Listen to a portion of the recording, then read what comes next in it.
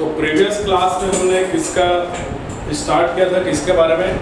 Class 12 के chapter 1 के बारे में स्टार्ट किया था। तो चैप्टर 1 हमारा क्या था? इलेक्ट्रिक चार्जेस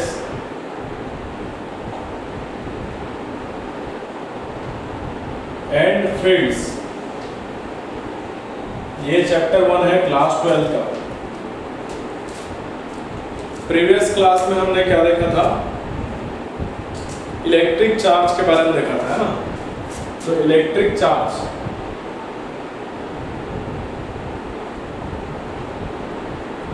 इलेक्ट्रिक चार्ज क्या होता है? इलेक्ट्रिक चार्ज क्या होता है? किसी मैटर का वो प्रॉपर्टी जिसके कारण वो इलेक्ट्रिक और मैग्नेटिक इफेक्ट शो करता है या फिर प्रोड्यूस करता है, उसे हम क्या कहते हैं? इलेक्ट्रिक चार्ज कहते हैं। ये क्या होता है? Intrinsic property, intrinsic property of a matter due to which it produces या it shows electric and magnetic effect.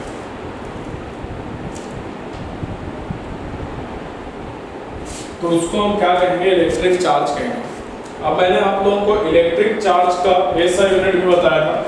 तो इलेक्ट्रिक चार्ज का ऐसा यूनिट क्या था? कूलम, है ना? सी से डिनोट करते हैं। और इलेक्ट्रिक चार्ज कैसा क्वांटिटी है? स्केलर क्वांटिटी है। कैसा क्वांटिटी है? स्केलर क्वांटिटी है। ठीक है, यहां तक हमने पिछले क्लास में डिस्कस किया था। चलो आगे बढ़ते हैं इसमें।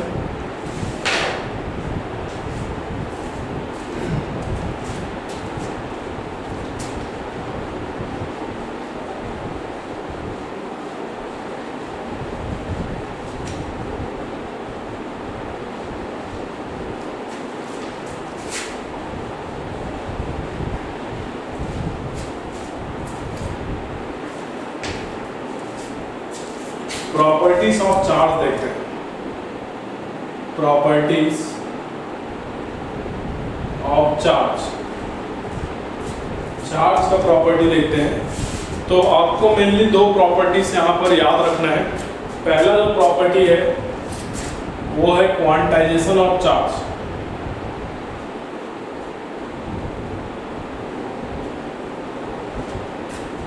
क्वांटाइजेशन ऑफ चार्ज, इसका मतलब क्या होता है? जो चार्ज होता है ना, वो एक पैकेट के फॉर्म में होता है। ठीक है, चार्ज कैसा होता है? एक पैकेट के फॉर्म में होता है। ठीक है, इसको ऐसे लिखते हैं, charge on a body, charge on a body is integral multiple of E. E का इंटीग्रल मल्टीपल हो। ठीक है, इसका मतलब जो चार्ज होता है Q, Q किसके बराबर होता है? प्लस माइनस एन ई के। ये फॉर्मूला है। किसी बॉडी पर जो चार्ज होगा, ये क्या है? Charge. Q is equal to charge. और E का वैल्यू कितना होता है? E को बोलते हैं फंडामेंटल चार्ज।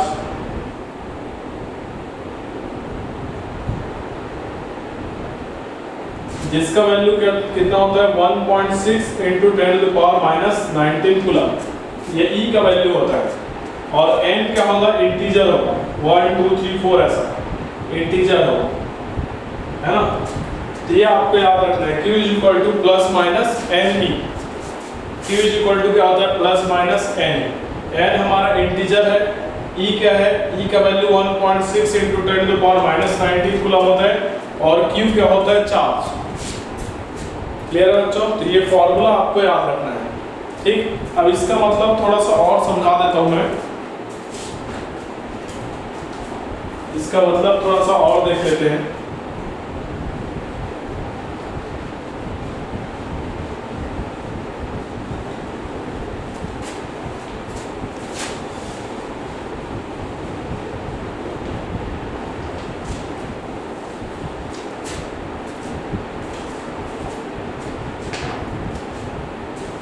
जैसे कि कोई बॉडी है, है ना। इस बॉडी से हम क्या करते हैं, एक इलेक्ट्रॉन निकाल सकते हैं या फिर किसी ऑब्जेक्ट को एक इलेक्ट्रॉन दे सकते हैं। अगर इलेक्ट्रॉन लेंगे तो उस पर पॉजिटिव चार्ज डेवलप होता है और इलेक्ट्रॉन देने पर नेगेटिव चार्ज डेवलप होता है ना। अब किसी बॉडी से एक इलेक्ट्रॉन निकाल सकते हैं। अगर एक इलेक्ट्रॉन निकालेंगे तो उस पर चार्ज डेवलप होगा +E। अगर हम उस बॉडी से 2 इलेक्ट्रॉन निकालते हैं तो उस पर चार्ज डेवलप होगा +2E। 3 इलेक्ट्रॉन निकालेंगे तो +3, ऐसे चार्ज डेवलप होगा। अगर किसी बॉडी को एक इलेक्ट्रॉन दे देते हैं तो उस पर चार्ज डेवलप होगा -E। अगर उसको 2 इलेक्ट्रॉन दे देते हैं तो उस पर चार्ज डेवलप होगा -2E। 3 इलेक्ट्रॉन दे देते हैं तो -3, ऐसे चार्ज डेवलप होगा। क्लियर है? तो किसी बॉडी पर जो चार्ज डेवलप होगा वो इस तरीके से डेवलप होगा। तो यहाँ पर देख लो, ये n है ना, जैसे यहाँ पर 1 2 3 है, 1 2 3 है ना, इधर प्लस वाला इधर माइनस वाला है। तो इस तरीके से पॉसिबल है किसी भी बॉडी पर जो चार्ज होता है। ये चार्ज ऐसे पॉसिबल नहीं है कि +5/2E है ना, या फिर +3/2E, ऐसे चार्ज पॉसिबल नहीं है, ठीक। या ऐसा -1/2E या फिर -2/3E, ऐसे आप चार्ज पॉसिबल नहीं है। ऊपर जो लिखा हूं मैं ऐसा आप लिख सकते हो किसी बॉडी पर चार्ज। तो इसी को बोलते हैं चार्ज जो होता है वो पैकेट्स के फॉर्म में होता है, ठीक है। सबसे छोटा पैकेट क्या होगा, E। आई होप समझ में आ रहा होगा यहां तक। ये क्वांटाइजेशन ऑफ चार्ज, इस पर बेस्ड एक क्वेश्चन देख लेते हैं, न्यूमेरिकल क्वेश्चन देख लेते हैं।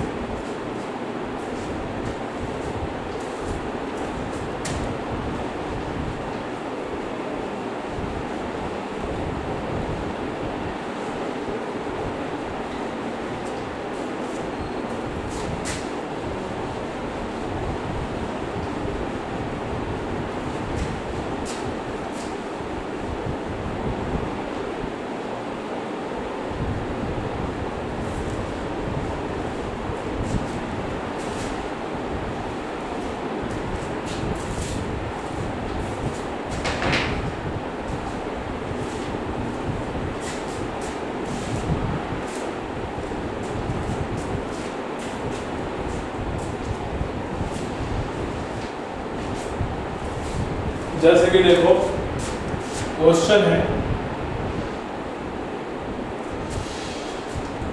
Find number of electrons in 1 coulomb charge.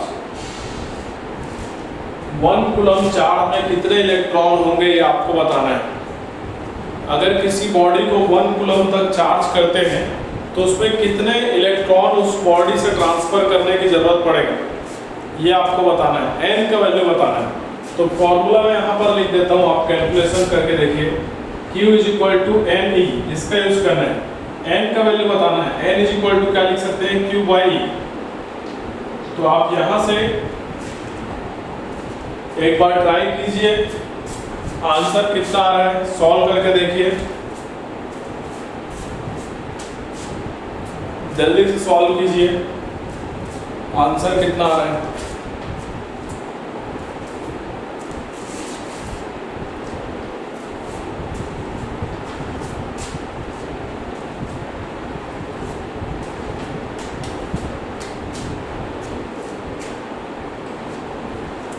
Charge की जगह कितना लिखेंगे, 1 कूलम लिखेंगे, है ना। और E की जगह कितना लिखेंगे, 1.6 × 10⁻⁻19 कूलम, -19, है ना। चलो रख के सॉल्व करो और n का वैल्यू बताओ कितना आ रहा है।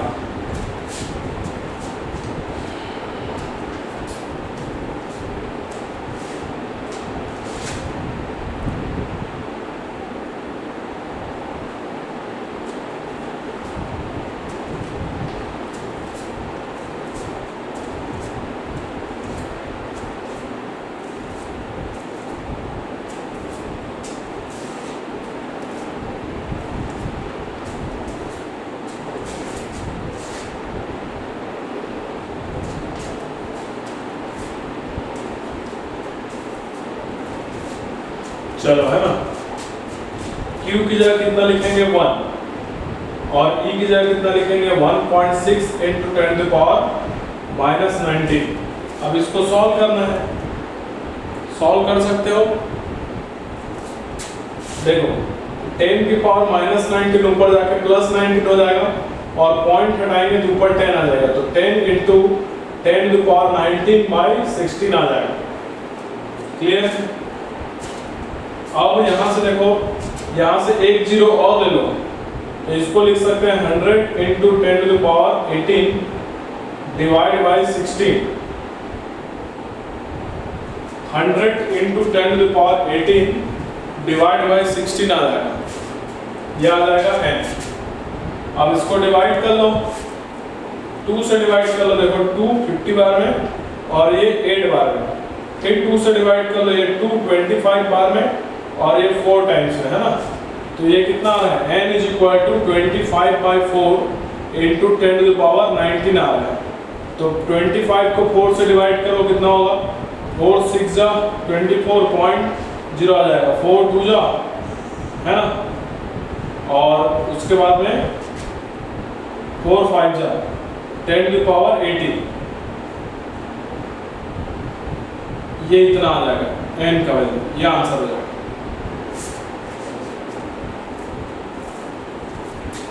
6.25 इंटू 10 टू द पावर 18 इतने इलेक्ट्रॉन्स को ट्रांसफर करना पड़ेगा। अगर हमें चार्ज कितना चाहिए, 1 कूलम का चार्ज चाहिए, तो इतने इलेक्ट्रॉन्स ट्रांसफर करना पड़ेगा उस बॉडी से। क्लियर है? आगे बढ़ते हैं, नोट कर लो इसको।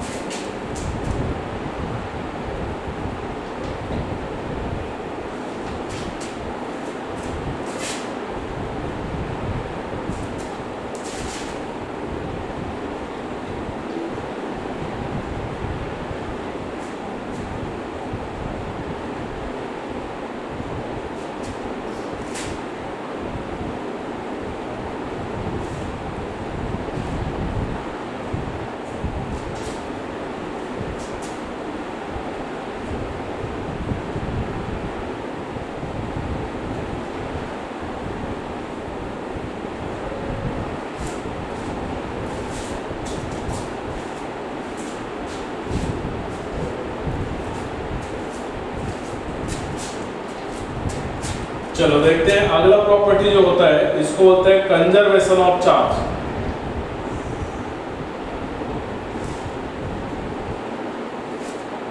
या चार्ज कंजर्वेशन बोलते हैं। जैसे एनर्जी कंजर्वेशन होता है, conservation of energy. Conservation of energy क्या कहते हैं, एनर्जी ना तो क्रिएट किया जा सकता है ना ही डिस्ट्रॉय किया जा सकता है ना, एक फॉर्म से दूसरे फॉर्म में कन्वर्ट किया जा सकता है। वैसे ही कंजर्वेशन ऑफ चार्ज है। कंजर्वेशन ऑफ चार्ज का कहता है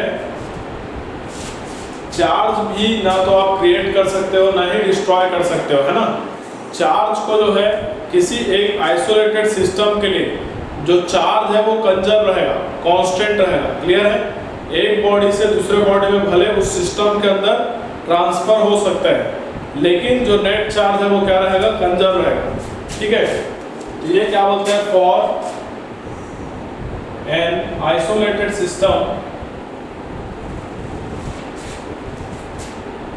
charge is conserved या charge remains constant।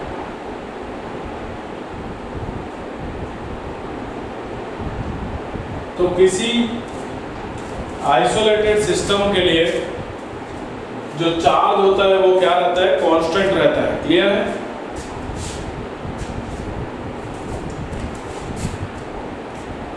जैसे एग्जांपल के लिए देखो, सपोज करो ये एक सिस्टम है, आइसोलेटेड सिस्टम है।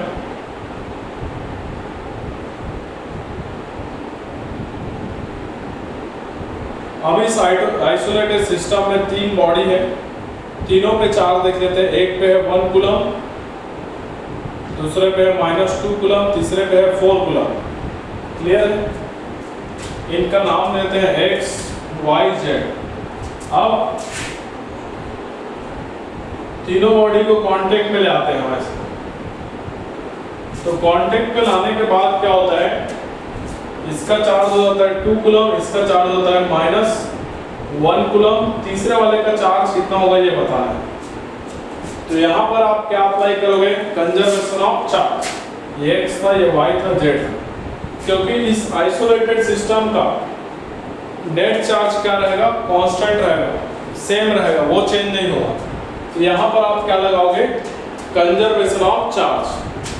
ठीक है, चलो बना के देखिए इसको जल्दी से।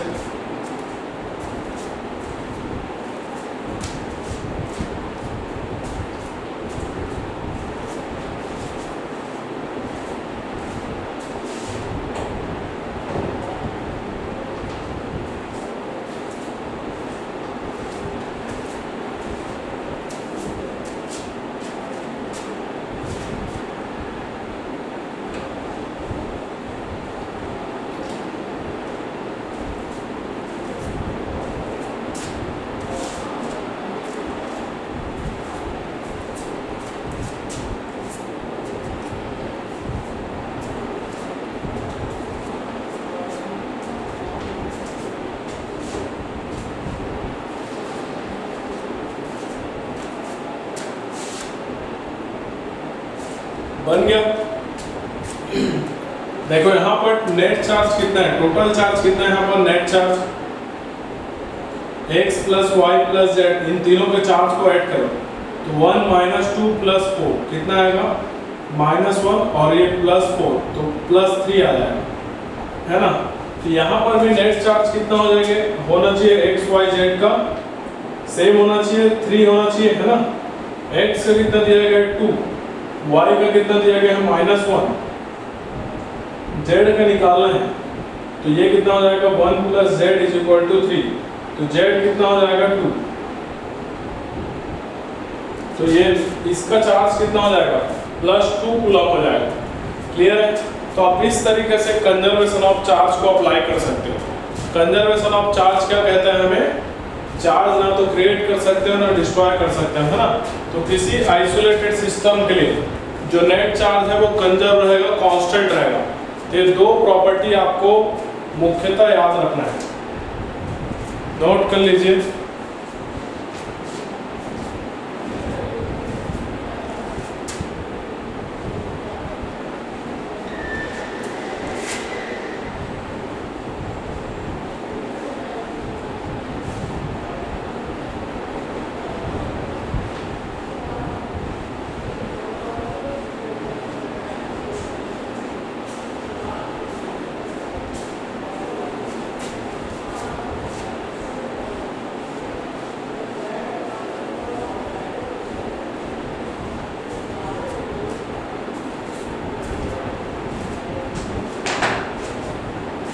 आगे देखते हैं मेथड्स ऑफ चार्जिंग।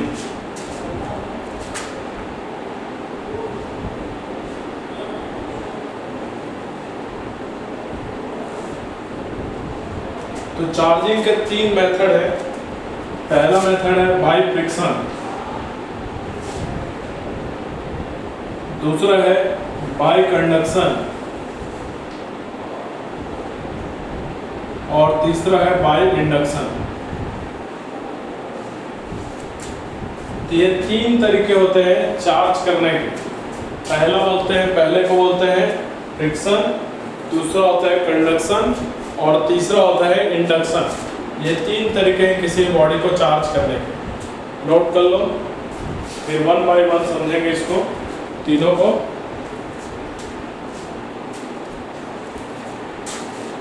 पहला मेथड देखते हैं बाय फ्रिक्शन।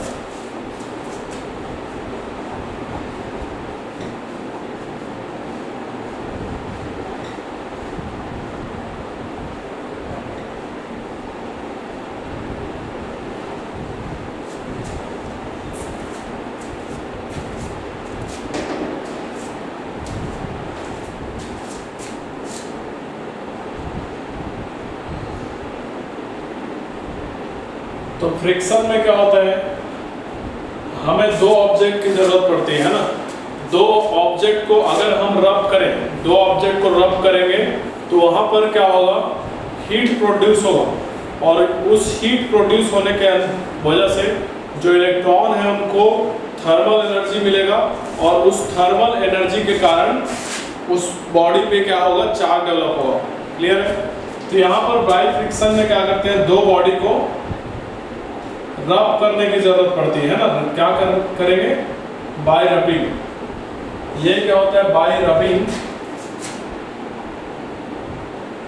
Two bodies. तो दो बॉडीज को रब करेंगे तो उनपे क्या डेवलप होगा, चार्ज डेवलप होगा, है ना।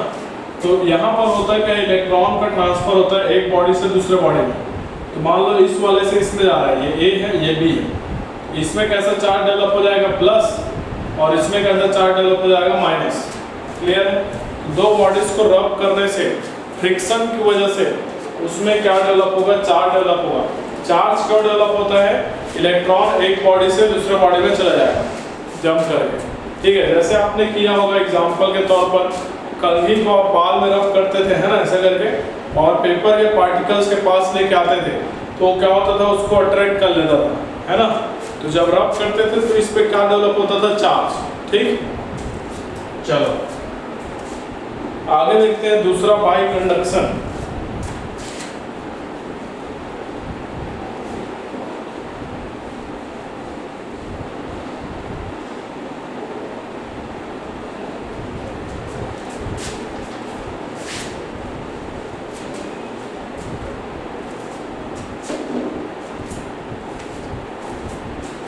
दूसरा होता है बाई कंडक्शन। कंडक्शन में क्या होगा, सपोज करो एक न्यूट्रल ऑब्जेक्ट है, ये क्या है, न्यूट्रल ऑब्जेक्ट, इस पे अभी कोई चार्ज नहीं है ना। अब इसके पास में एक ऐसा ऑब्जेक्ट लेके आते हैं जिस पर चार्ज हो, है ना। ये चार्ज्ड ऑब्जेक्ट है,